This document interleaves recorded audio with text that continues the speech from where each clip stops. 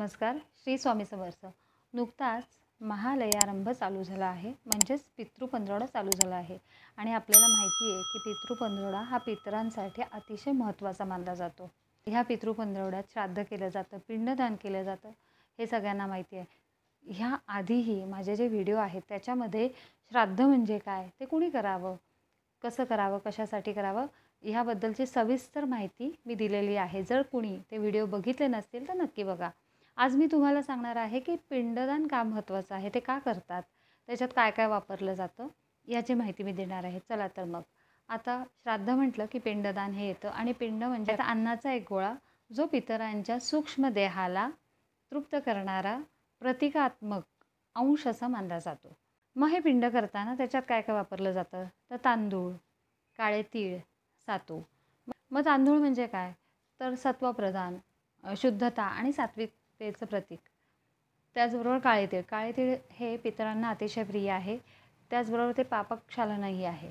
आणि सातू म्हणजे काय तर ते बलदायी आहे. तर सहज पचणारे अन्न आणि ते सूक्ष्म देहाला शक्ती देणारे असे हे 3 धान्य वापरले जातात त्याच्यामध्ये. तर ही धान्य म्हणजे तिन्हीच्या संगमातून पितरांना समाधान मिळतं आणि ते तृप्त होतात. पिंडाचा गोलाकार देह हा जीवनाच्या बीजाचं प्रतीक मानलं जातं आणि गोल म्हणजे काय तर पूर्णत्व आणि गर्भरूप अशी मान्यता आहे. त्यामुळे हे जे पिंड आपण करतो ते गोलाकार असतं. हे पिंड म्हणजे काय तर फक्त अन्नाचा गोळा नाही, तर ते श्रद्धारूपी आपण त्यांना ते अर्पण करत असतो त्या सूक्ष्म देहाला. म्हणून याला खूप महत्त्व दिलं गेलं आहे.